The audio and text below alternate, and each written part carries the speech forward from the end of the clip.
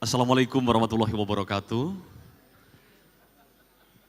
Bapak dan Ibu yang kami hormati, sebelum kita lanjutkan di sesi berikutnya, perlu kami informasikan kepada Bapak Ibu semua yang telah hadir, yang masih berada di bangku belakang, kami mohon untuk dapat menempati tempat duduk yang berada di depan terlebih dahulu. Baik hadirin yang berbahagia, selamat datang kembali di acara ASEAN Conference on Interreligious and Intercultural Dialogue 2023 dengan judul ASEAN Shared Civilizational Values, Building an Epicentrum of Harmony to Foster Peace, Security and Prosperity. Distinguished guests, since 1977, when ASEAN was established, member countries plus Timor-Leste have shared a long history of spiritual, religious, and cultural dynamics that are in sync with each other. For our next remark, we have the Honorable Mary Ann Glendon, Professor of Law Emerita, Harvard Law School, and former Ambassador of the United States of America, to the Holy See. Madam, the floor is yours.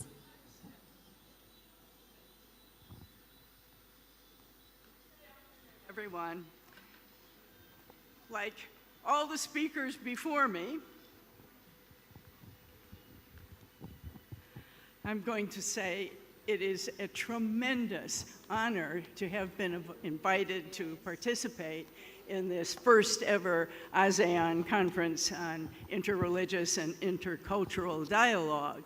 In fact, I want to say that someday, looking back on this, we all may feel that we were at the beginning of a potentially consequential, transformative event. At least one is permitted to dream. I'm deeply grateful to the organizers for having asked me to give a few introductory remarks this afternoon on this afternoon's topic from the perspective of my background as a historian of the post-World War II Human Rights Project and of the Universal Declaration of Human Rights, whose 75th anniversary we celebrate this year. You may have guessed from the title of my talk, A View from the Outside, that I'm from a country outside the ASEAN circle. But I would like to think that in a very important sense, all of us here, from the perspective of the movement for shared civilization of values, that all of us are insiders. After all, from the perspective of that movement, the premise of that movement is that there are some principles so deeply rooted in the world's major religious, cultural, and philosophical traditions that they can be called universal. And the hope of that movement is that a renewed commitment to those principles can help to promote peace and harmony in our increasingly interdependent but troubled world. And as it happens, that was also the hope of the drafters of the Universal Declaration of Human Rights in the post-war period after World War II. They too were engaged in an effort to preserve and strengthen, to build an international order based on universal values. So I'll be offering some thoughts this afternoon about what we might learn in our quest from the visionary men and women who undertook that earlier effort. And I'd like to begin with a story that deserves to be better known. But first I'll pose a question. Did you ever wonder how in 1945 it came to be that the Charter of the United Nations included an affirmation of human equality and the protection of human rights? Back in 1945, we know one thing, that idea was quite far from the thoughts of the Big Five, so-called, when they decided to create a new peace and security organization. Two of them, after all, France and Britain, were presiding over large colonial empires. So when the American, French, Chinese, British, and Soviet leaders, when they got together to plan for the organization that became the United Nations, Their main concerns were preserving the stability of frontiers and providing a dispute settling mechanism among nations in hopes of avoiding further aggression. That was it. So, again, I pose the question, however did it happen that the UN Charter begins, and I'll quote the language, with a resounding affirmation not only of fundamental human rights, but of the equal rights of men and women and of nations large and small. Today, not many people would dispute that statement. But just think how astonishing it was in 1945. Great parts of the world's population were living under colonial rule or legal segregation, and nowhere, not even in the Nordic countries, did women have fully equal rights. So under those circumstances, it's a bit of a puzzle about how the promotion of human rights and the affirmation of human equality found their way into the Charter. Well, now I'll tell you the story. After the major Allied powers had settled everything that was important to them, they decided to have what they called a founding conference. Actually, they'd already founded what they wanted to find, but they had a founding conference in San Francisco to which they invited representatives of 50 countries. And among those countries, there were a number of men and women who had their own ideas about what was important. And among those delegates from those countries, there were several who said, why don't we get together and form a multinational group? And when they got together, 50 countries at the conference, some 20 of them were from Latin America, and they joined with other of the so-called smaller powers. They formed a coalition to assure that protection of human rights would be included among the purposes of the new organization. And in the end, they succeeded getting not only one reference to human rights, the opening language of the preamble, but 7 references to protecting human rights. One of them, very importantly, a provision for the creation of commissions. One of them that led to the creation of the Human Rights Commission that drafted the Universal Declaration. So one of the most outspoken delegates at that San Francisco conference was a man named Carlos Romulo. Maybe some of you from the Philippines have heard about him.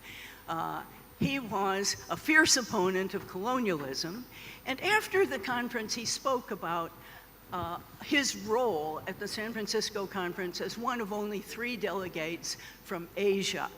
And here's what he said. He said, "We of the Philippines had no authority to speak for the millions in the Far East who were not represented at the conference, but we could speak of them and plead their cause." So that was quite a victory for that small coalition, but that was not the only way that they influenced the purposes of the United Nations.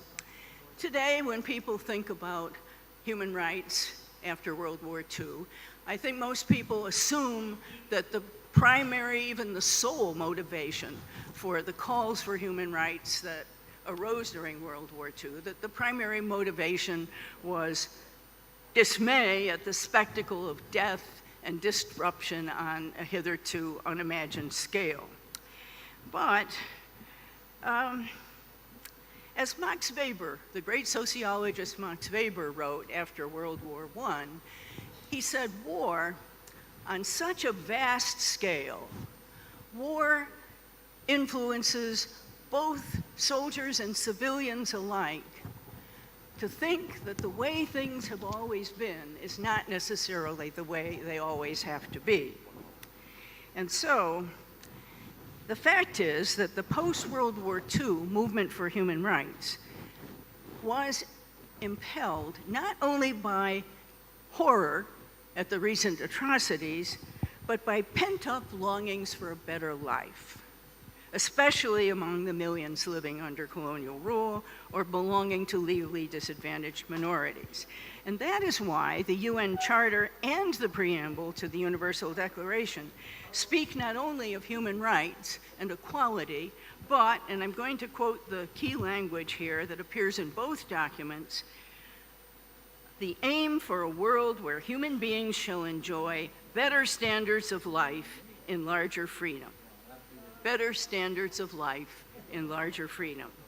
And that is also why the 1948 Declaration speaks not only of political and civil rights, but of the social, economic, and cultural conditions that are needed to make human freedom possible.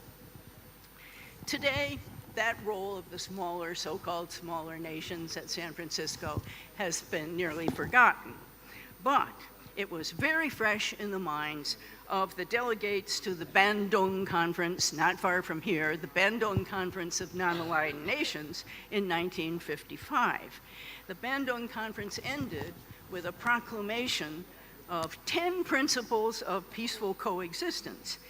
And the very first of the Bandung principles was this: respect for the fundamental human rights and for the purposes and principles of the Charter of the United Nations. Now I'd like to turn from that little remembered event to another event from that period, one that is very highly relevant to the aims of today's conference and today's panel, in particular on interreligious and intercultural dialogue. One of the very first decisions of the early United Nations was to ask its Human Rights Commission to prepare what originally was called an International Bill of Rights. But not everybody thought that was a good idea. Much of the opposition came from the international legal establishment. The lawyers thought, well, what's the purpose of a non-binding declaration? It's just a bunch of empty words. And then there were the anthropologists, which back in that day, many of them tended to be much more interested in the differences among people than what unites us all in a single human family. So they wrote a letter to the United Nations saying, this project will never work because you'll never get agreement on anything because of cultural differences. So that opposition prompted UNESCO, working separately from the Human Rights Commission, prompted UNESCO to convene a multinational group of philosophers and what we today would call public intellectuals.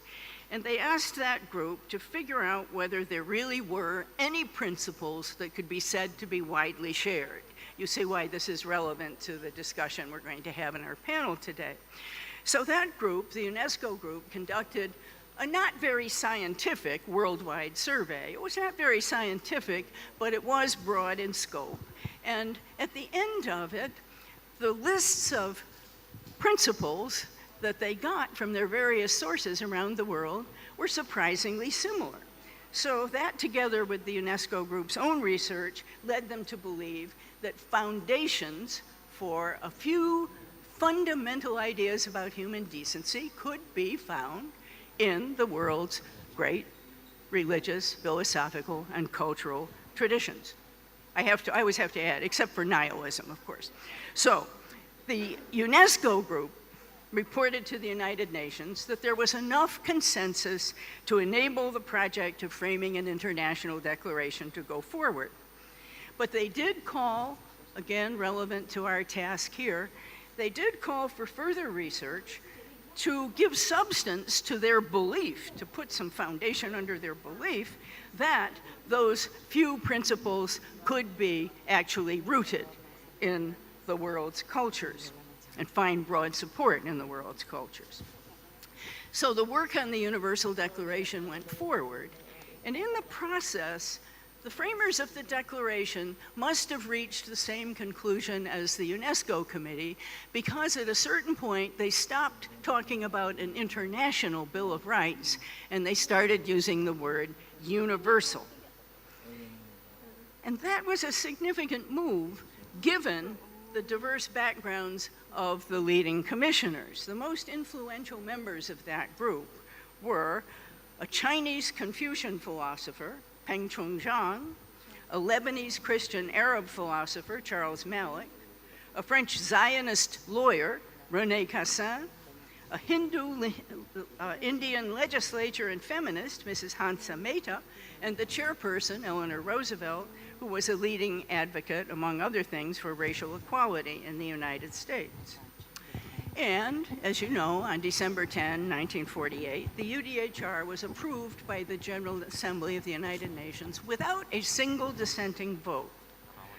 There were 8 abstentions: South Africa, Saudi Arabia, and the 6-member Soviet bloc. But the fact that the abstainers did not vote against it was itself evidence that some things are so terrible in practice that hardly anyone will openly approve them or admit they openly approve them. And some things are so good in practice that hardly anyone will openly oppose them or openly admit they oppose them. So I believe it's fair to say the unanimous vote in the UN was a remarkable political achievement.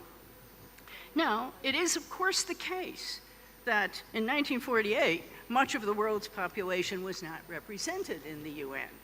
But that changed rather quickly in the next few years as newly independent nations joined the group, joined the organization, approved the UDHR, in some cases even modeled their own bills of rights on the UDHR, and many of them, as I just mentioned, many of them at Bandung, endorsed the UN Charter.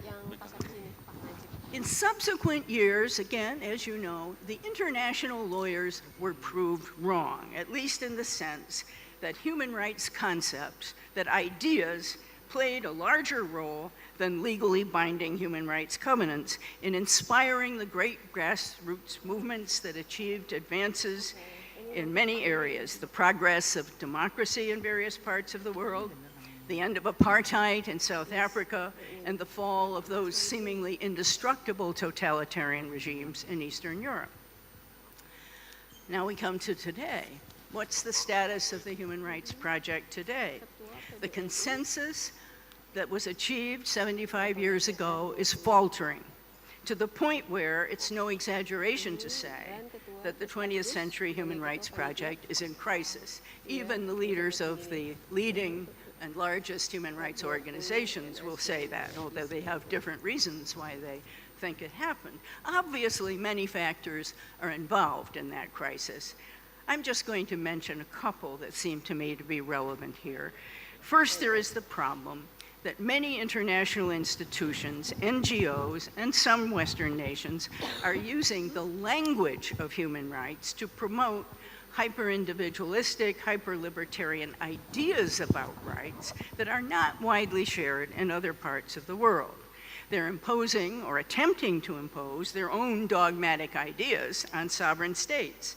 They're overriding national law or attempting to do so on matters where there is no clear violation of international norms and no clear national or international consensus.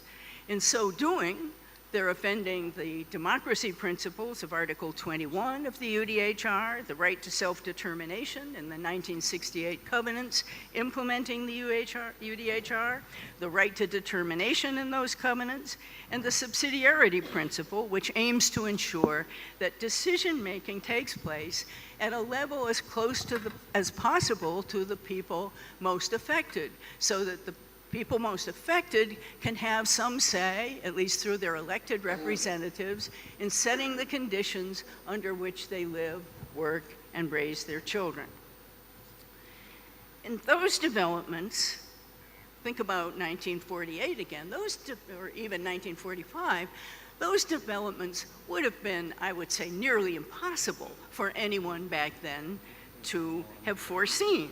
Back then, not even the most ardent supporters of human rights imagined that supranational bodies, most of them not even in existence at the time, that such bodies would one day interfere with the way nation states handle questions on which no consensus exists.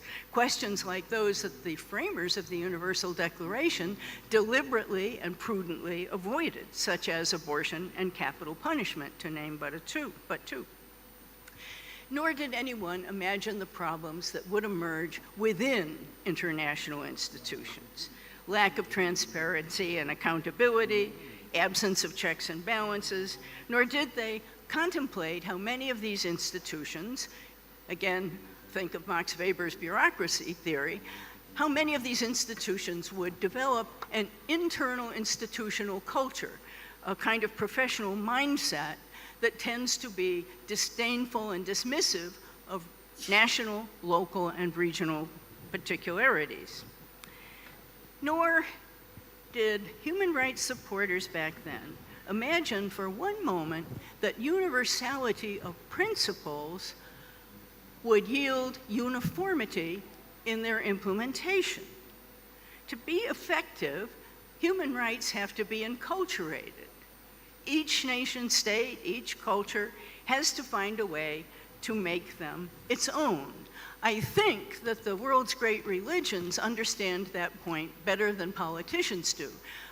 The world's great religions know that you can have a small core of principles that are essential to the faith, but those principles have to be brought to life and are brought to life in pleasing ways. On Saturday night, I had the privilege of attending a Roman Catholic Mass in Yogyakarta, and a wonderful illustration. There were murals all around the church showing the stories of the Gospels with characters in Javanese, traditional Javanese dress. Perfect example of enculturation of universals.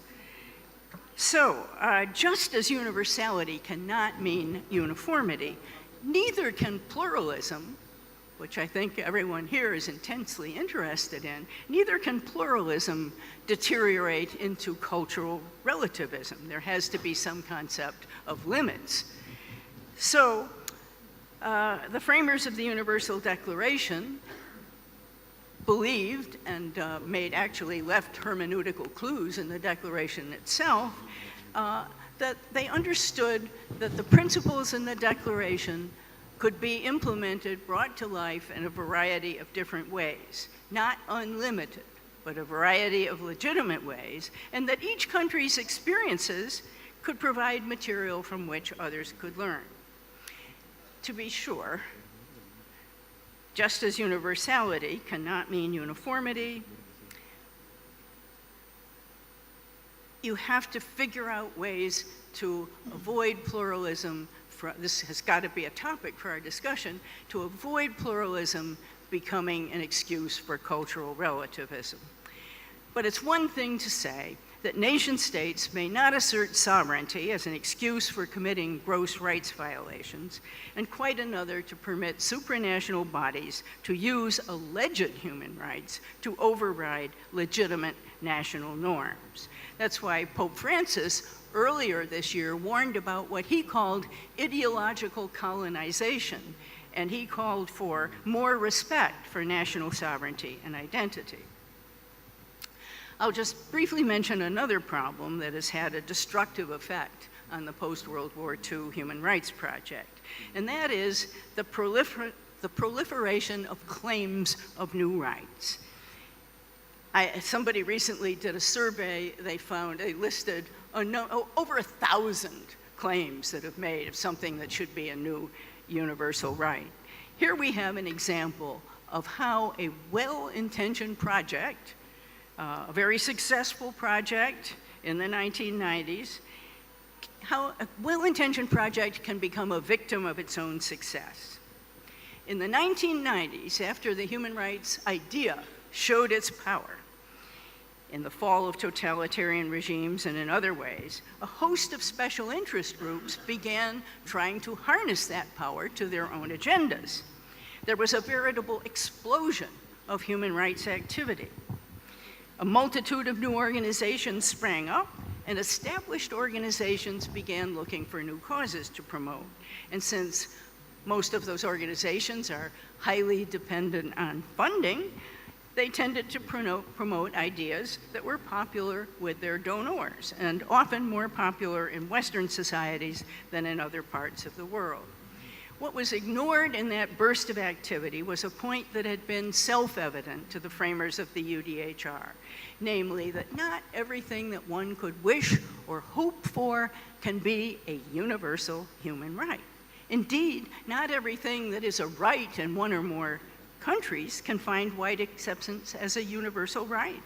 In some, by trying to do too much, the human rights movement has often failed to do the good that was possible, and in the process has undermined its own credibility.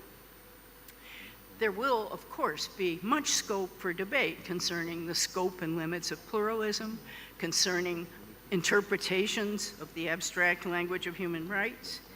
In the 20th century, those debates mainly centered on differences between cultures or differences between the Cold War antagonists. Today, however, the fiercest battles about human rights seem to be taking place within Western societies, which prompts me to advance a tentative suggestion, and I hope you'll correct me if I'm mistaken about this. But it seems to me that the old debate about human rights being a Western concept has been superseded by a different debate. It seems to me that for many non-Western people, the fact that some ideas about rights may have been Western in origin or have found expression in the West is less important than whether they are good ideas. Today, when Western is used as a criticism or an epithet in reference to human rights, it's more often directed at the efforts of international organizations, some nations and NGOs, to force their own agendas on unwilling recipients. Meanwhile, ironically, many in the West seem to be turning their backs on their own religious and philosophical inheritance that enabled them, over time, to end slavery, raise the status of women, abolish torture, combat racism, promote religious tolerance, defend religious freedom and expression, advance personal liberty. As Sakya recently pointed out, there is a fateful competition, that is his word. He said there's a fateful competition being played out on the world stage today. It's a contest between the values of secularizing elites and the values of most of the world's population, a large majority of whom are religious believers. The secular elites may seem to be gaining in this competition, but there is still time to shift probabilities in a better direction. So for all those reasons, it seems clear that the moment is overdue to take up the business that the founders of the Universal Human Rights Project left unfinished, which brings us to the subject of this afternoon's panel. Who is going to step up and carry that project forward?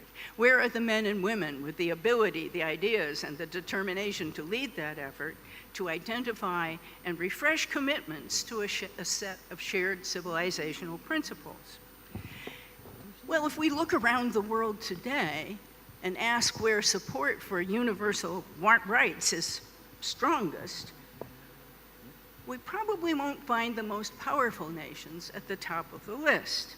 Even countries with vigorous national rights traditions are often hesitant when it comes to international human rights and when those rights compete with other concerns. As at the San Francisco Conference in 1945, the most intense interest in the idea of universal human rights today seems to be among nations and political groups that by themselves do not exert the most power on the world stage, but who understand that without commitment to a few basic principles, nothing is left but the will of the stronger. We're right back where Thucydides tells us when the ancient Athenians conquered the tiny island of Melos, Athenian ambassadors went and talked to the terrified Melians, and the Melians, they appealed to principles of justice. And the Athenian ambassadors said, and Thucydides recorded this for all history, right is only a question between equals in power. The strong do what they can, and the weak suffer what they must. Well, our search for universal values will determine whether that will be what prevails in the world today. As without that commitment, we're right back to the law of the stronger always win. As Sakya outlined this morning in this wonderful, inspiring talk, there is a distinctive Indo-Islamic Ashoka tradition that is highly relevant to the challenge of strengthening an international order founded on universal ethics and humanitarian principles. as part of a shared, I'm quoting him now, as part of a shared civilizational legacy that belongs to the diverse nations of the Indo-Pacific, the Ashoka tradition contains rich resources for promoting unity while respecting differences and fostering harmony among groups. The very existence of that tradition is itself evident that the concept of universally valid principles does enjoy a broad consensus, a broad resonance among very different cultures and religions. Of particular interest in that connection is the project currently underway under the auspices of the Center for Shared Civilizational Values. Founded by Nahdlatul Ulama, this center has taken up the unfinished business of the UNESCO Commission. And joining with Nahdlatul Ulama in that enterprise is the world's largest network of political parties, Centrist Democrat International, which is composed mostly of European and Latin American centrist parties. In 2020, both of those broad-based organizations called for renewed global support for the human rights principles in the UDHR. So, in conclusion, if a guest with an outside view may be permitted to speculate or dream, perhaps it's not fanciful to speculate that renewal of the Human Rights Project might take place, as it did in 1945, outside the current centers of global power. Perhaps a coalition of so-called smaller nations might again play a leading role in the diffusion of a sound understanding of human rights and in the enculturation of shared civilization principles, just as they did 75 years ago in the aftermath of World War II. I thank you.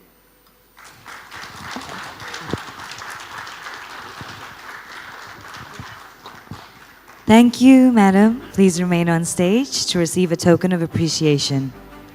Dan penyerahan token of appreciation akan dilakukan oleh Dr. Ahmad Suwaidi selaku Ketua Pengurus Besar Nahdlatul Ulama dan juga merupakan Ketua Panitia R20 dan juga ASEAN IIDC Nahdlatul Ulama.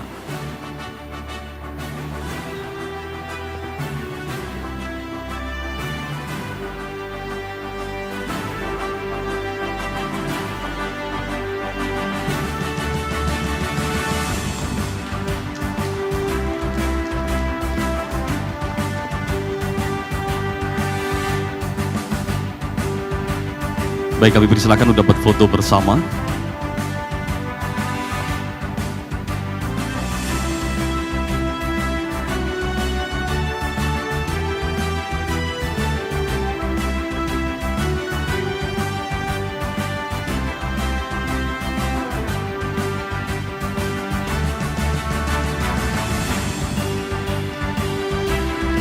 Baik, terima kasih. Selanjutnya kami persilahkan untuk dapat kembali ke tempat duduk.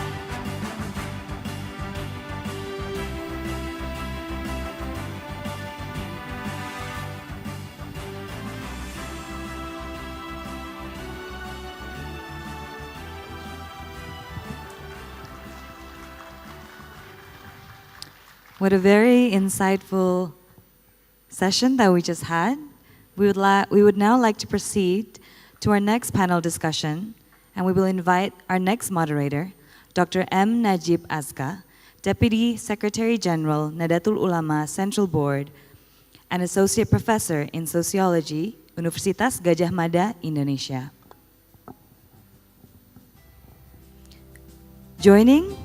Joining our moderator today, we will also invite our panelists, Most Venerable Phra, Dr. Anil Sakya, Advisor of World Buddhist University and World Fellowship of Buddhists. Our second panelist is His Eminence Cardinal Orlando Beltran Quevedo, OMI Archbishop Emeritus of Cotabato. And our third, Reverend Jacqueline Fritz Manuputi, Secretary General of Communion of Churches, Indonesia. Our third panel discussion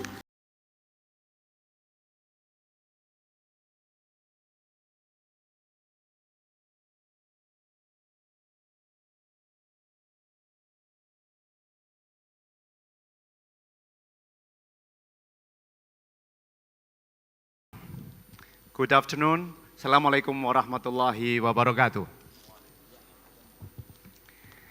It's big honor, also big challenge for me to be a moderator in this session, in this afternoon sleepy session sometime. But luckily, we have three distinguished and also wonderful religious leaders from 3 countries and also from 3 religions. First, most venerable Phra, Dr. Anil Sakya, advisor of World Buddhist University, World Fellowship of Buddhists from Thailand. And the second one, His Eminence Cardinal Orlando Beltran Quevedo from Philippines. And the last one, Reverend Jacqueline Fritz Manuputi, Secretary General of the Communion of the Churches in Indonesia. So, we're coming to the second panel, with the title of Strengthening ASEAN as an Epicentrum of Peace and Tolerance and Harmony. I would like to change a little bit of the title by referring to actually one part of the speech from President Jokowi in the morning. So what we are going to discuss in this session is actually a kind of the making of ASEAN to be a model of peace, tolerance, and harmony. So this conference with the theme of ASEAN Shared Civilizational Values seek to engage mass grassroots organizations across the region to facilitate and build consensus regarding shared values essential to sustaining a rule-based order in the region. Again, referring to the President Jokowi's speech this morning, that our world today is not in good condition. We are not okay, let's say. Yeah. Plenty conflict and violence happen in many parts of the world. Yeah. There is some interesting data from different kind of research, but pretty luckily actually that Southeast Asia is relatively in quite good condition. So through this actually conference and also have been discussed eloquently in the previous session actually, such as by the panel 1, moderated, chaired wonderfully by my dear colleague, Timothy Samuel Shah. Actually, we have already discussed nicely and deeply actually about how we have a heritage of unity and diversity in the region. However, and as also actually discussed and actually presented nicely by dear colleague of Professor Nadir Shah Hussain. Prof. Nadir, where are you now? Actually interesting to see that actually that long-rooted heritage actually have several challenges, including the problem of language, the problem of, let's say, inequality of economy, the problem of the lack of currencies, and so on. And I think we are going to talk in this session is actually more about how actually to make religion and religious leaders become real societal forces in building and promoting tolerance, peace, and harmony in society. So in discussing this topic, actually, I will then coming into details about at least 3 issues. The first one about fostering societal consensus regarding shared moral and spiritual values, about leveraging religious leadership and the noble values of religion, and the last one actually about building bridges between mass, religious, and culture throughout ASEAN. So, I'm coming to the more detail of the panelists, and then we'll start to ask them a question, and then to hopefully through in more interactive and more dynamic way about different experience of these three religious leaders in their effort, in the real grounded experience, how they, as a religious leader, actually play a role in become the real societal actors in building and promoting tolerant peace and harmony in society. I will start from the first panelist, the most Venerable Phra, Donil Sakya, advisor of World Buddhist University. I will start with a little bit kind of introduction and then following with kind of question. Venerable Anil Sakya holds an MPhil from Cambridge University and a PhD in social anthropology from Brunel University in the UK with the Royal Scholarship from the late King Bhumibol Adulyadej, Thailand. Currently, he is residing at the Royal Monastery of Wat Phoranavivas Vihara in Bangkok. Sorry if I'm making mistake on that. Thailand, and involved in a think tank for the United Nations Agenda for Sustainable Development Goals. He is also, interestingly, also the regional Sangha governor for 8 northern provinces of Thailand. Dr. Anil represents the modern face of Buddhism, a bridge between the monastic principal authority and the ever-changing realities of secular existence. Good afternoon, Dr. Anil. Yes. Yes. Please give applause to Dr. Anil. So yes, I will start with a kind of question actually about your experience, your grounded experience kind of, and how do religion and religious leader has attempted to foster societal consensus regarding shared moral and religious values in your communities.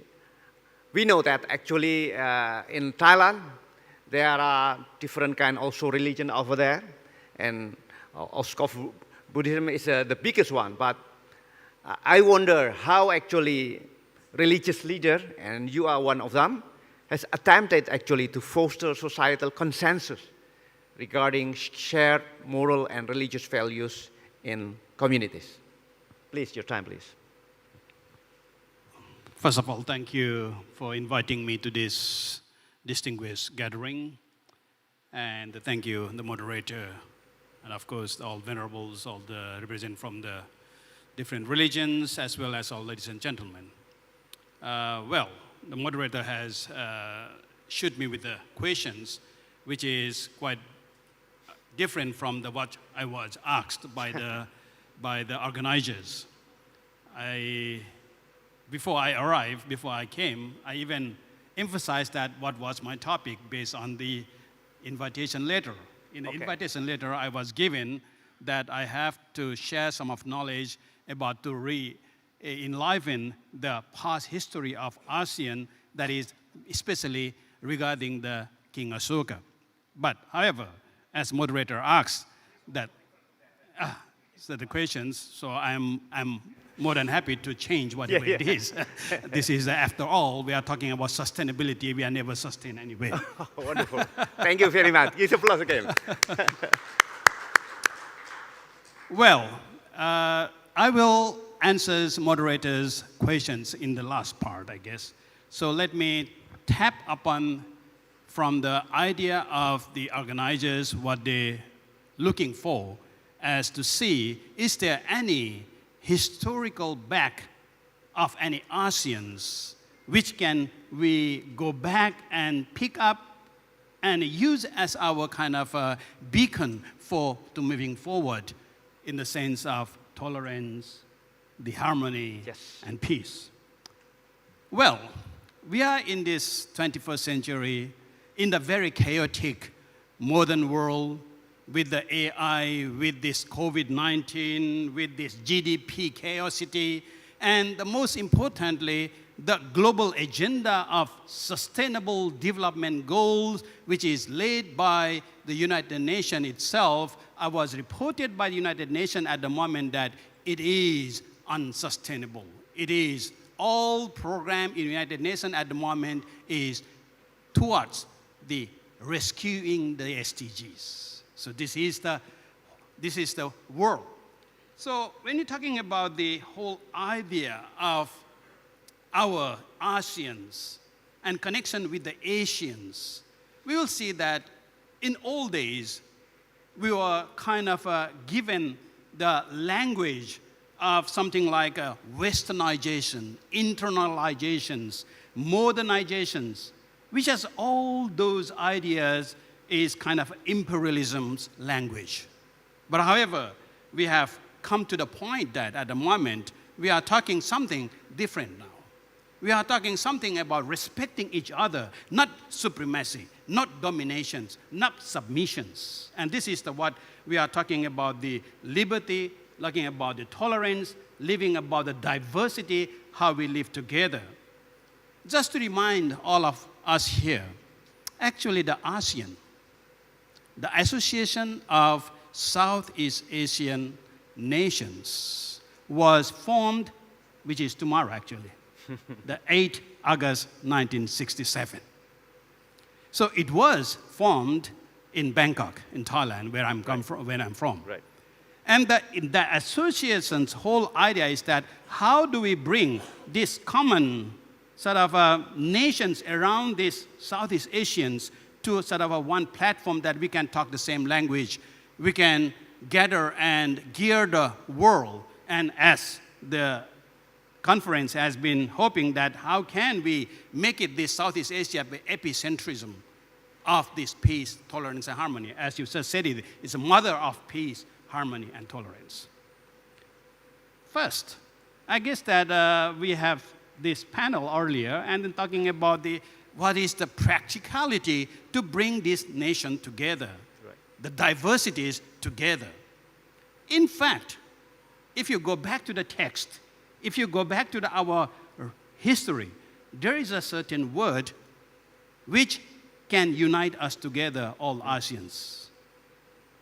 Not a culture, not a religion, whatever it is. There is a certain kind of designations which was referred in the old text.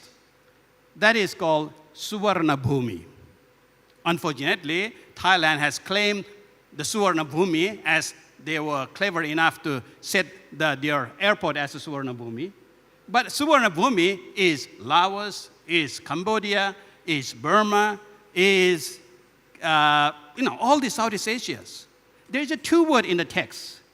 The one is Suvarna Bhumi, the mainland of Southeast Asia, the ASEANs, and the archipelagos of the Southeast Asians called Suvarna Deepa. So what does it mean? Suvarna Bhumi and Suvarna Deepa represent the Southeast Asian nations, the modern nations. And it means that we should be proud of being ASEAN at the moment.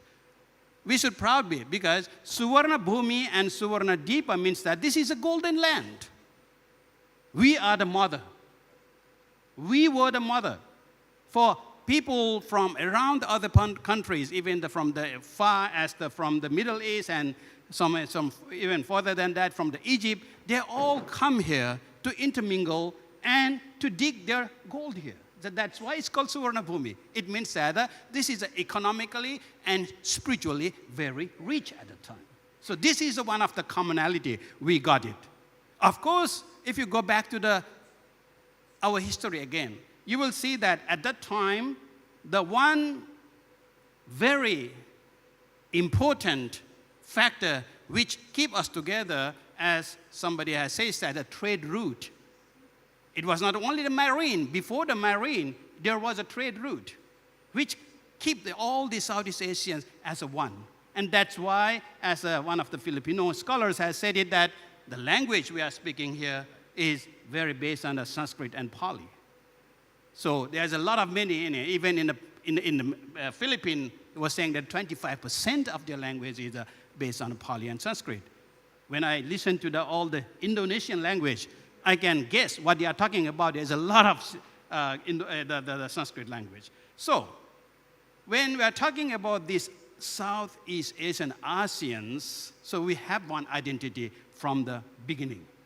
So, what is the main, let's say that architect, which make us in a way that we can be proud and we can bring back to enliven our history and then able to see that who we are. And that is, of course, is a King Asoka. King Asoka, going back to the 3rd century BCE, before the Roman era, and he was one of the personality which is not only in Asia, the whole world knew about him. And then his idea was, of course, he was the first very cruel king. He was using, just like us, using the hard power to gain over all these states under his control, just as we did it that time in the imperial time. We are using hard power. But suddenly, after he was encountered Buddhism, and then he's totally changed. And instead of using hard power, he suddenly used soft power. That is spirituality, that is religion, that is a culture, that is a tolerance, that is a kind of honoring peoples who they really are, honoring the diversities as one of his policy for really spreading the power of peace and happiness towards that time. So if you look back, there was, I think, nearly about 33 rock edicts.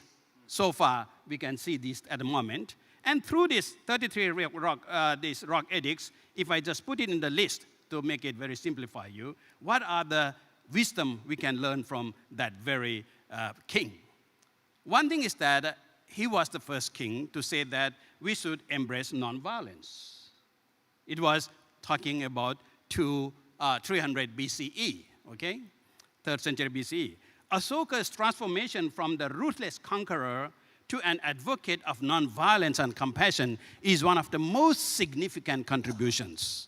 Following his footsteps, prioritize nonviolence and peaceful conflict resolution in all aspects of life, whether it's on a personal, community, or global level. These values are clearly mentioned in his many major and minor remain rock edicts. Another one is promote religious tolerance, focus on social welfare, environmental stewardship, support education, encourage philanthropy, be a moral and ethical leader, champion of global peace from this is 3rd century BCE, innovate and adapt the way to communicate with the people with all these rock edicts, the language, the local sort of language or the vernacular language. Not even he is not imposing on his own language. And especially he, as a leader, he led by example what he said. So all these things from the legacies and visions which we can see from those rock edicts. And then we can see that our ancestors, had that very important, very vital message for us that how we live together. At the time, although he was a Buddhist, he used the word dharma. His policy was dharma, but dharma at the time was not a dharma as we are talking about. His dharma is more kind of a secular, dharma is more kind of ethical, dharma is more kind of moral. So how do we live together ethically, morally, despite differences of our religions? So there was a religion called Jain, Alavakas, Paribrajaka, the Samana, the Brahmana, but he mentioned all. Not only that, he even mentioned about, how do we do that? The question we are asking about, how do we do that? He gave that example.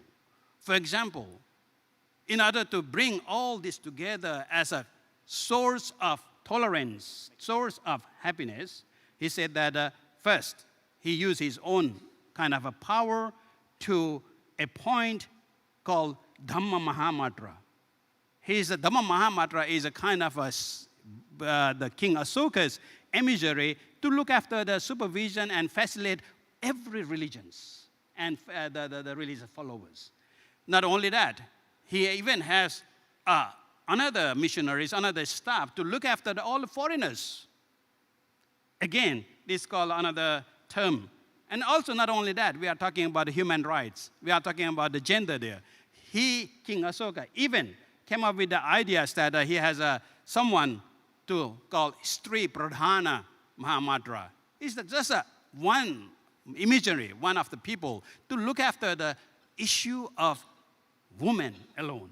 So these are the way you can see from the King Asoka's that how he did it. And so in a way that if we go back to our history, our ancestors, there is a way he has given the sort of a way to bring this one unity and diversity that we are talking about. So, yes, I'm shortening. So that's why I think that the way we are talking about to answer your questions is that how, as a religious leader, what we are going to do. Simple answer is that go back to our ancestors' wisdom. Go back how they have been lived and how they have been shown us, regardless of religion, regardless of nations. And then they make this part is a Suvarna Bhumi, the Suvarna Deepa, a golden line, the golden archipelago.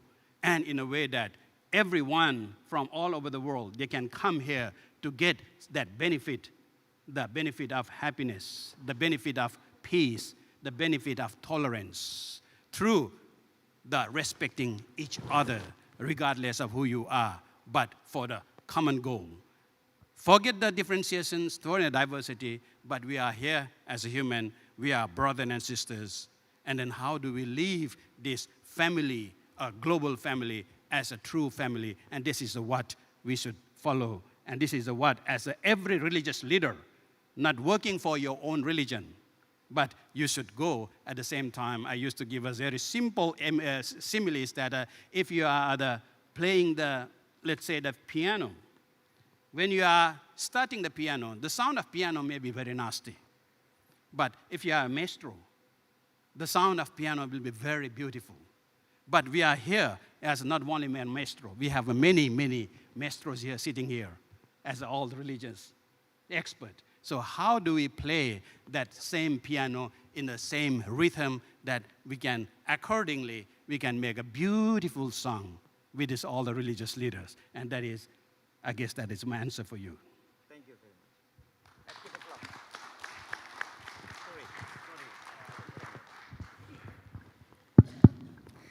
Thank you very much, Dr. Anil, for such a wonderful, actually, presentation, and actually rich with story and history from Thailand especially, and also explaining about the reach of how actually we have together have long-rooted actually heritage of the, let's say, values, noble values from the past.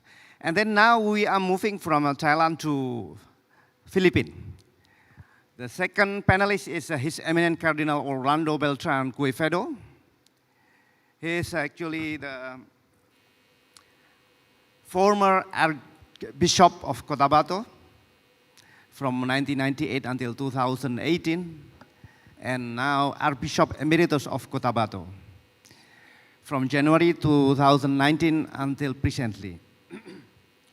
His actually past engagements very rich and actually reflecting very deep and very profound kind of engagement with different kind of issue, including become the president of Catholic Bishop Conference of the Philippines, Secretary General Federation of ASEAN Bishop Conference, and also he is a past member of Pontifical Council for Justice and Peace in Rome. She is also a past member of Ordinary Council of the Secretariat of the Synod of Bishop in Rome, and also past member of Pontifical Council for Interreligious Dialogue in Rome. So, moving to you, Mr. Reverend, I will also continue with kind of question, actually, I'm really wonder to have actually your story, grounded story actually from the experience in dealing with how actually religious leader has attempted to also to leverage religious leadership and the noble values of religion in your country and also in the region and beyond. As also reflected from your CV, actually, you have a lot of rich of experience on that. So time is yours to actually to tell your story regarding how we actually to foster actually ASEAN to be the epicentrum of harmony. Please, time is yours. Thank you very much. I would like to speak from my personal experience. I have lived most of my priestly life and my life as a bishop in the Bangsamoro Autonomous Region of Muslim Mindanao, or BARM, where there are, in my diocese, there are 3.5 million Muslims. 9 out of 10 of the population in the Archdiocese of Cotabato is Muslim. I worked as a professor for a long time at a Catholic university called Notre Dame University in Cotabato. My students were Muslims and Christians, and my first experience of a dialogue of life would be with them, would be chatting with them, making friends. And Muslims would be asking me questions about the faith, the Catholic faith. And that comes to a second level of a dialogue of religious experience. We would talk about the meaning of the sign of the cross. They would talk about the meaning of their gestures as Muslims in prayer. And then they would ask me again about theology, the third level of level of dialogue, the theology of theological exchange. I was a co-chairman of the Bishops' Ulama Conference in Mindanao. And the Bishops' Ulama Conference decided to have a dialogue of theological exchange. One of the alims, one of the ulama, talked about the creation story in the Quran. I was asked to speak about the creation story in the Bible. The same thing is true with the narratives about Miriam in the Quran and also in the New Testament in the Bible. And we found out many convergences in these, plus differences that would enrich each other's faith. That would be the level of theological exchange, dialogue of theological exchange. But the most important part in my own life as a priest and as a bishop is a dialogue of action.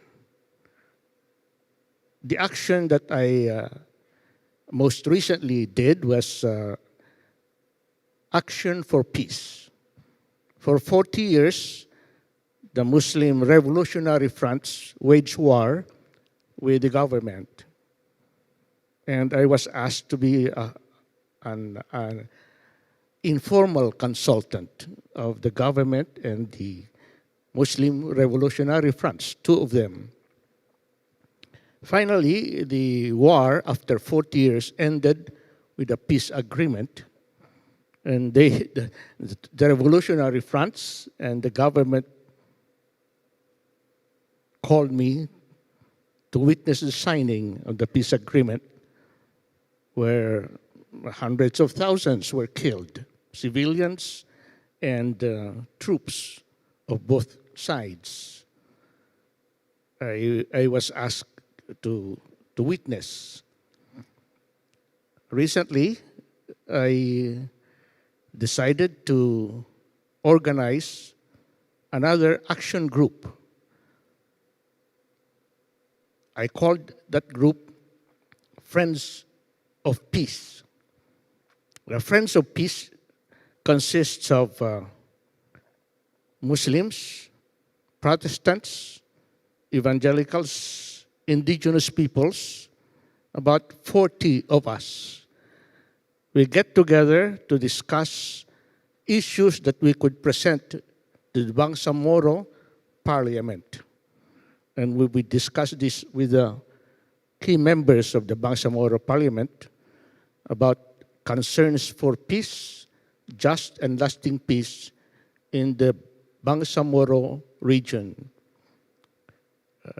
It's in the south of southern part of Mindanao. And the Friends for Peace, the goal of the Friends for Peace is to establish solidarity between diverse cultures and different religious traditions. And by tradition, I mean also indigenous people's beliefs. And to move from hostility or bias and prejudice towards mutual respect and mutual understanding, and then towards mutual friendship, which I would call love for one another, love of neighbor, as in the Bible said. And we are doing that not only in our own communities in the Bangsamoro territory, but also because the members are also from the Visayas and Luzon. We have pledged together that we will do this in our own small neighborhood communities, having solidarity among neighborhood groups and establishing friendship among neighbors, parish communities, Muslim communities. And that's the most important part, I think, of my own action for peace with that group. And the 40 years, I was very happy when I was asked to witness the signing of the peace process between the Moro Islamic Liberation Front and the government. That will be my own personal experience. I have used my leadership as a priest and as a bishop in this area of southern Mindanao, but in other parts also of the Philippines and in parts of Asia, where I've been asked to give conferences to different groups in Asia, especially among Episcopal conferences on interreligious dialogue and intercultural dialogue. Thank you. Thank you very much, Cardinal Quevedo, for such a wonderful story and your grounded experience actually in southern Philippines. Southern Philippines is interestingly actually having significant number of Muslim community over there and have been struck with long history of conflict in that area. And it is wonderful to hear the story of Cardinal Quevedo in that area and dealing with the problem of conflict, peace, and violence. From Buddhist country and then Catholic country, we are moving to the stories of Protestant priests living in predominantly Muslim country of Indonesia. Halo Pak Jeki Manuputi. Halo Pak Najib. Good to see you again. Yeah, thank you very much for coming to this panel. Yes, again, I will tell a little bit story of Reverend Jeki Manuputi. I think we first met more than 20 years ago in Ambon, when Pak Jeki was a young priest in Ambon in the Maluku province, and I was also a young researcher doing research in that area. I did a research about violence and conflict in the area. We are met to each other, and we actually maintain kind of friendship until today. Thank you very much, Reverend Jeki Manuputi. Reverend Jeki Manuputi is actually now the Secretary General of Communion of Churches in Indonesia, but he has a long story of work in the post-conflict area of Maluku, and with such long engagement in the issue of dealing with conflict, peace, and let's say reconciliation, Reverend Jackie Manungbuti have been awarded with some awards, Peace Award. The first one, I think, in 2005 from Ma'arif Award on the category of Peace Worker. And then in 2012, he got Tannenbaum Award from New York for the category of Peacemakers in Action. Previously, Reverend Jackie Manungbuti was also a participant in Harvard Seminary International Peacemaking Program and the International Higher Education Interfaith Leadership Forum. And in 2018, actually, Reverend Jackie represented Indonesia in receiving the World Harmony Week Prize from the King of Jordania, King Abdullah II in Amman, Jordan. And just a few years ago, in 2019, Reverend Jackie received Doctor Honoris Causa from Harvard Seminary, Connecticut, USA. So it's a really wonderful story of Reverend Jackie. Please give applause to him. Again, to Reverend Jackie, I would like to know, to get their story actually, how you work in the ground from Ambon, where you track with a protracted kind of violence, and then you are working beyond in Indonesia, now become Secretary General of Communion of Churches, and even also having involved in wider kind of activism in the world of peace and harmony. Reverend Jackie, please, time is yours. Thank you, our esteemed moderator, and good afternoon for all the honorary guests and speaker. I have a joy because I met the Cardinal again. We met in Mindanao, but also we visited Cotabato and some programs and workshops for peace and peace workshop and things like that. And it's a great to meet you again, Cardinal, and also you. And ladies and gentlemen, the esteemed guests, first allow me to congratulate Nahdlatul Ulama, especially the Central Board of Nahdlatul Ulama, to organize such a great event. Yeah, I also thank for the committee for inviting me to share a bit contribution in this great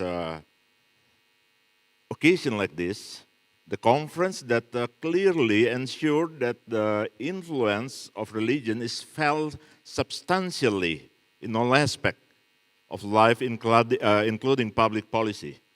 Yeah. Because for ASEAN, religion is not easily reduced to a way of life. So it does not become a self-conscious ideology. Yeah. In Asian continent, as in many Asia region, religion is not treated as if it exists in a vacuum, yeah, separated from all other network of social religion. In ASEAN, we encounter other religion not primarily to enjoy diversity and dialogue, but to eliminate suffering and oppression, not only to practice charity, but first of all, to work for justice. This big picture is closely related.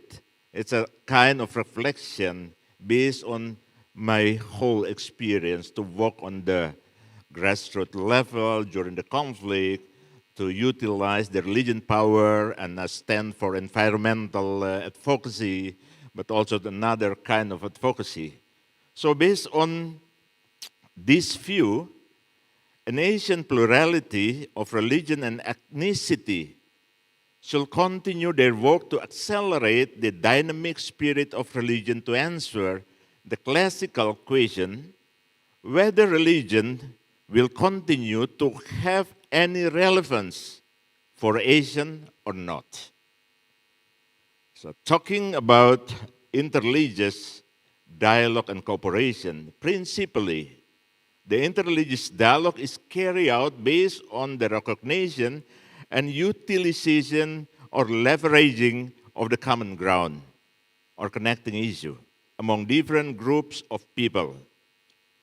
It can be related, I underline 2 points here. It can be related to first, the equivalent culture among community groups. Let's say Indonesian culture, for instance, as part of mainly Asian tradition, richly embodies many forms of local wisdom. Many structures of our culture are believed to be a melting pot embracing all factions of our community. Thus, interreligious dialogue and cooperation should not be driven separately from a dialogue between religion and our cultural value. This value system has reinforced the tendency to identify one social bond according to cultural compartment, which tied the Indonesian community in harmony for centuries. Of course, without denying the complexity problem of religious pluralism. This social bond at least point out the importance of local wisdom that serve as the signifier of the collective identity of Indonesian society. In the previous session and also in the opening remarks by the chairman of Nahdlatul Ulama, there is repeatedly mentioned about the harmony. And anyone familiar with the teaching and practice of Asian culture and religion will notice that harmony is a common term which is used across Asian societies. Many scholars have repeatedly pointed out that harmony is not an absence of strife, but rather the result of acceptance of diversity and richness. Nor is it merely pragmatic strategy for common living amid differences. Rather, it is an Asian approach to reality, an Asian understanding of reality that's profoundly organic. Harmony by itself is the basis for engagement as well as the goal to be achieved. Carrying the term harmony into our interreligious relationship, let's say Muslim and Christian, or more other religion, require us to accept the two religions or even more as a pair of religion.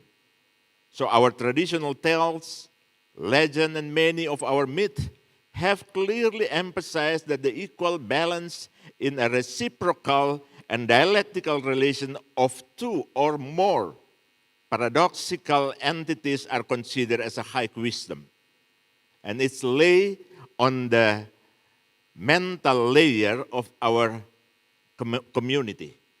And anytime it can be recalled to mobilize community from inside in the situation of calamity or tension or conflict. And I experienced the way I used that strategy to bridge the people from the same tradition and culture background back home in Maluku, our hometown. So consequently, harmony of entities is considered the highest good to be preserved, while domination over others will create tension and even conflict. This is what I call the cultural common ground. The second one, regarding the connecting issue and interreligious-driven model of dialogue and cooperation, should be a response to a common societal problems experienced by the community.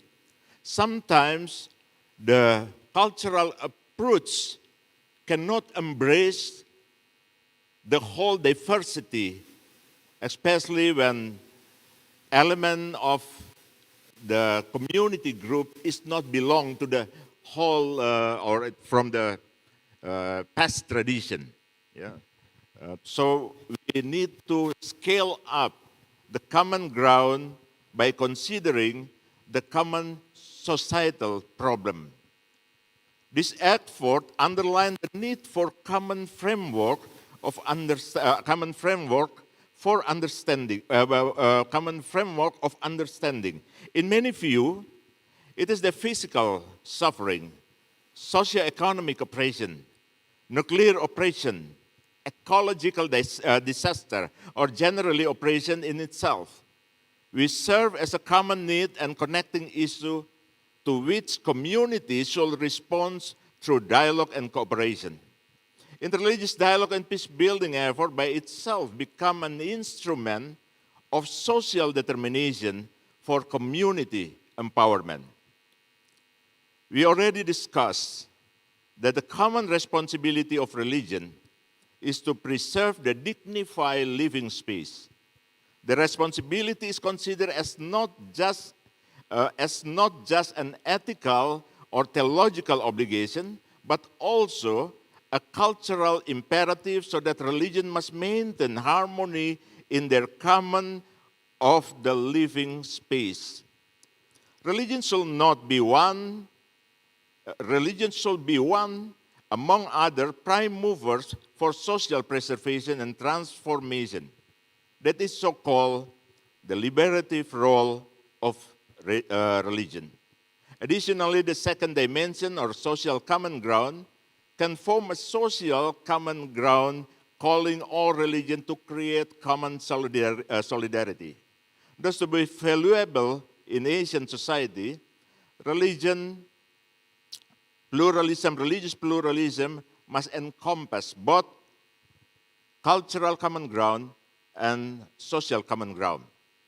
Yeah, it's the last point. Moreover, interreligious dialogue consider the necessity of reconciling religion's existence with the cultural structure of Asian society. It calls for an effort to redefine religious pluralism in a more practical dimension. Thank you so much. Thank you very much, Reverend Jackie, for such wonderful, reflection on your rich experience on the ground and how dealing with the issue of violence, conflict story. Unfortunately, we only have 3 minutes, and so I think we only have very limited time for question and answer. Any pressing 1 or 2 response from the ground? 1, please. Only 1? It's okay? Okay, please, just give a microphone, please, to...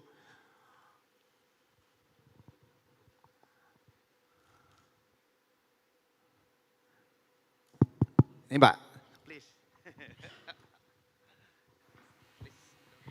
Thank you for time. I would like to ask, since this morning I haven't heard about the role of women in ASEAN in contributing the peace and tolerance and harmony. I believe, like Dr. Anil Sakya mentioned, that women in Thailand, or even in Indonesia, and you itself. I'm Rahmawati from the women wing of Muhammadiyah, is other big organization in Indonesia, and I believe that women in Asia have a very different in contributing a peace. Pak Jackie may also share how the Christian women and Muslim women are also building peace in Ambon conflict, for example, or Bishop in Mindanao. I believe that this characteristic of women in contributing the tolerance and harmony within Asian country could be scale up, for the global level, or contribute for the ASEAN itself. Thank you very much, Mbak Ama from Muhammadiyah, Central Board of Muhammadiyah. I think very important question, but unfortunately should be addressed shortly by each of the speaker. I think just 1 minute, please. Yeah, please. Yes, I have 2 examples from the Bangsamoro territory. One example is when there was a massacre of policemen from the north and Muslims in the Bangsamoro, a massacre where an Indonesian terrorist, probably you've heard how he was killed. Well, the massacre was not really a massacre, it was a battle, battle. And around all the police, Christian police, were killed except one survivor, and then mainly let's say about 20 Muslim fighters were killed. Yeah. Decided the widows, the Christian widows decided to go from the north to the Bangsamoro territory to visit the place where they were massacred so that their spirits would be released. At the same time, the widows of the Muslim fighters met them, and they joined together in bereavement, and from that bereavement came friendship between them. That's how women contribute to solidarity and peace. It became viral in the news in the Philippines. The second example is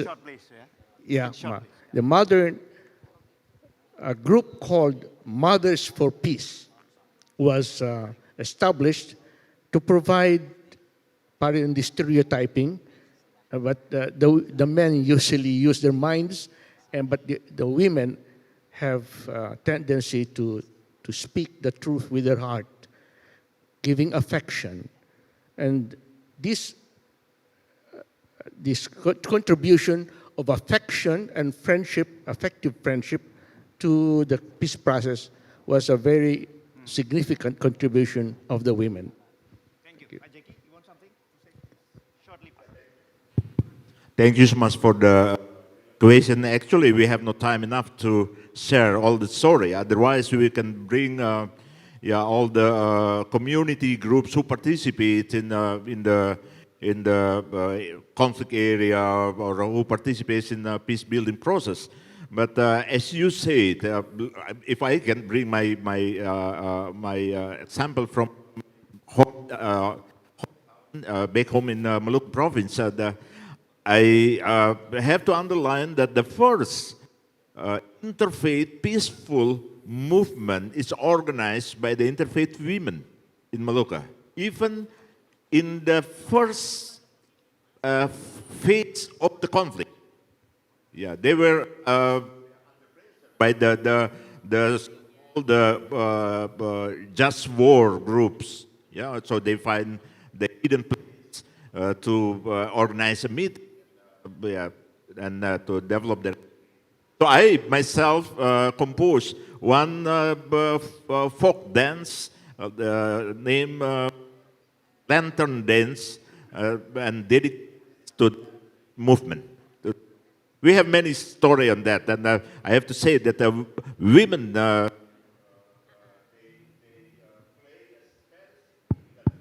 important role in that Asian region. Thank you. Yeah. Thank you very much. Please give applause. Dr. Anil, you want to say something? Oh, no? Just 1 minute, okay? Well, I think we are coming back to your question is bringing us back to all diversities. In front of a diversity, unity and diversity, there shouldn't be gender issues. So, in our ancestor, the King Ashoka has said in the rock number 7, is that we have to work together, shoulder to shoulder, both men and women. And of course, there is no doubt that the role of women is always there. Although you mention it or not. But here we are not to talk about the gender issue here, but we are talking about how can we lead our country, how can we lead our ASEAN sort of organizations to be a mother. Again, there is a gender here, mother of the peace. And of course, when the mother of peace, I shouldn't say that why is not a father. Therefore, I would say that there's no doubt about their role, but it is that responsibility we should take to lead all future generations to have experience of that nonviolence, the tolerance, the peace, and harmony together. Thank you very much for all the 3 wonderful panelists today. So this is just very rich kind of discussion. Unfortunately, time is up. So one more? one more respond to public. Okay. Okay, from the back. Okay, please, Pak. Okay, thank you for the opportunity. Shortly, Pak, ya. Yes. Make it short, yeah. My name is Anggus Ruswana. I am one of indigenous religions in Indonesia. My question addresses to Dr. Amil Sakya and also to Cardinal Orlando. Many local indigenous religion and belief exist and live in Indonesia, but are unfortunately so far they have been ignored, recognizing by the government, so that impact too difficult to reach any civil and social rights. But right now, the government has been improved to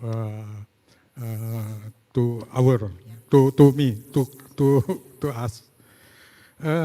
I believe that in Thailand could be have any existing indigenous religion or belief. Directly to question, Pak. Langsung pertanyaan, Pak. Yes. If any, would you like to explain how do the government and the religious leader recognizing and respecting to them? Yeah. The same question for the Cardinal Orlando. Thank you very much. Thank you very much, Pak. Thank you very much. Please, maybe Dr. Anil. Actually, shortly, how actually experience of your experience of government dealing with kind of local, like religion or belief and something like that. Yes, of course, in Thailand, majority is Buddhism, but Buddhism in Thailand is a very, very kind of syncretic Buddhism. It is another textual Buddhism, so that's why with the Buddhism, we are coexist with the Hinduism, we coexist with the Islam, we coexist with the Christianity. We don't have a problem with that kind of a very hardcore religious fanatic. So we do have all different religious, but they practice their own. The government give the king is a patronage for all religion. So in that sense, by the law, and with the government, we have what you call this Department of Religious Affairs to look after the facilities for every religions. So it's not a kind of a very fanatic, very hardcore Buddhist, as you might, sometimes we see in our history. But in Thailand, it's very, very syncretism, very, very sort of pity, and then we live together. Thank you. Cardinal, you want to say something, please? Yes. The government has, the constitution of the Philippine government recognizes freedom of religion, and the Bangsamoro constitution also recognizes freedom of religion. There was fear among Christians that they would not, the Muslim Bangsamoro Autonomous Region of Muslim Mindanao would close some of the Catholic schools, but this is not so. The chief minister, who is a graduate who was a student of Notre Dame University, the Catholic University, assured me personally that no Catholic school would be closed and no mosque would be built in the Catholic campuses. And the fear of Christians was removed. That's how the government looks at the rights, freedom of religion of the ordinary citizens. Thank you very much. Bung Ceki, you want to say something? No? Okay. Thank you very much. We are closing to the second panel. Please give applause, big applause to the three panelists and to the floors. And I returning time to the Master of Ceremony. Please. Thank you, Dr. Najib and the panelists today. What a fruitful session we had. Please remain on stage to receive a token of appreciation.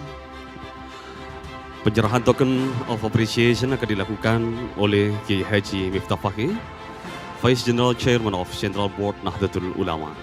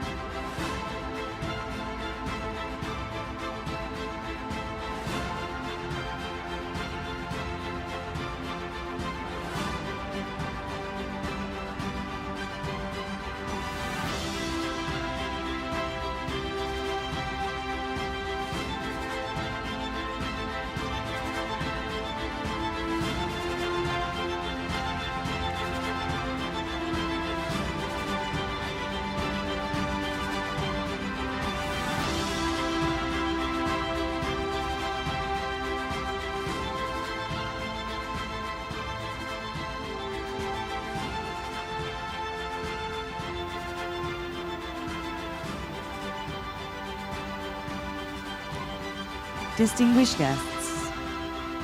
A little fun fact before we head on to our next session. Communities in Southeast Asia once shared the same basis of civilization, evidenced by the success of the Sriwijaya Kingdom in maintaining its influence for 7 centuries in various regions around Southeast Asia and even in India. Indonesia, as a place of Sriwijaya Kingdom will endeavor to use the historical background as the foundation of its strategy to consolidate religious leaders in ASEAN. For our next session, we will be discussing foreign policy. And for that, we have a special video remarks that is presented by the Minister of Foreign Affairs of the Republic of Indonesia, Ibu Retno Marsudi. Dan selanjutnya kita akan saksikan bersama penayangan video dari Ibu Menteri Luar Negeri Republik Indonesia, Ibu Retno Marsudi.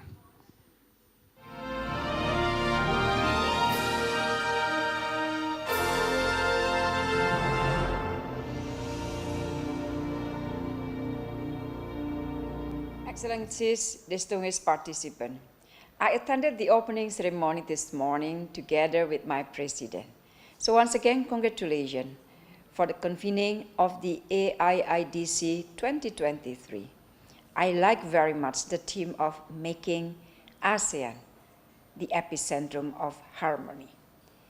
I plan to attend this session in person. However, I'm so sorry for not being with you since I have to accompany my president to receive dignitaries from many countries today. Ladies and gentlemen, one of the purposes of ASEAN is to ensure our peoples live in harmony, in peace, in a just, democratic, and, once again, harmonious environment. In a region so diverse like Southeast Asia, dialogue is very important to bridge mutual understanding and promote mutual respect. Indeed, peace and stability that we enjoy in the region is the result of ASEAN's hard work for years in promoting a culture of dialogue. In today's world, where geopolitical rivalry is pervasive and trust deficit prevents countries from cooperating, dialogue among nations is more important than ever. This is why our foreign policy works hard to foster the habit of dialogue, building on Indonesia's status as a country with the world's largest Muslim population. The objectives are threefold. First, creating harmony among civilizations. If not managed well, diversity only breeds suspicion and hatred. With a growing trend of Islamophobia globally, we may be heading toward a clash of civilization. There is a popular saying in Indonesia, tak kenal maka tak sayang. That means you cannot love what you do not know. Indonesia includes interfaith dialogue as a permanent tool of its peace diplomacy to bridge a better understanding about Islam. We have interfaith dialogue with 34 countries worldwide, from India to Ethiopia and the Holy See. We also seek to show the world how diversity can be used to strengthen social cohesion. Few years back, we built schools, hospitals, and public markets in Rakhine State, Myanmar, to provide a space for coexistence between the country's different ethnic and religious groups. Second, projecting the image of Islam as Rahmatan lil Alamin. Indonesia is a living example where Islam can be compatible with modernity and where Islam and tolerance reinforce each other. The key is moderation, and we are committed to inspire other Muslim countries to also take a strong stance against radicalism.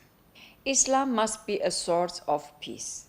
Our experience enables us to play a peacemaking role in the southern Philippines and southern Thailand, including through the involvement of our ulamas.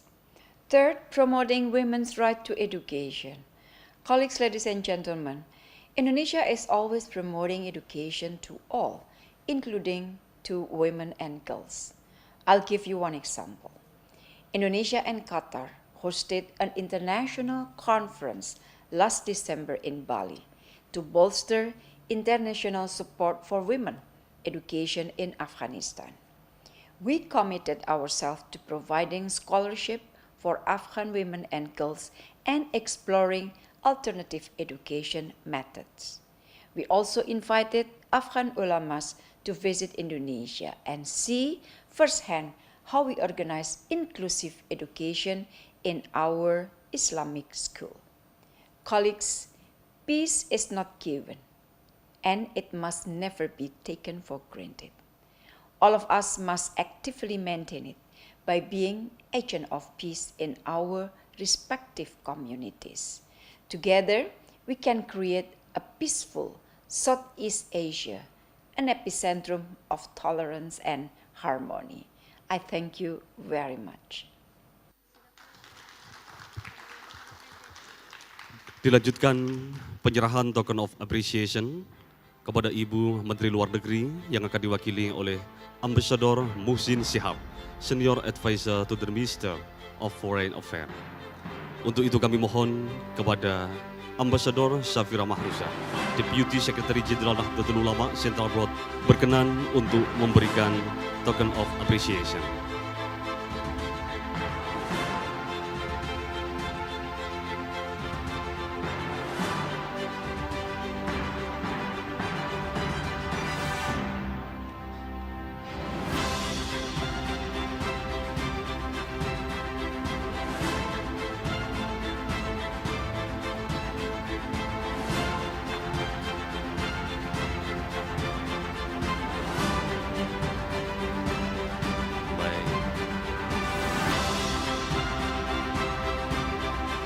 Baik, terima kasih.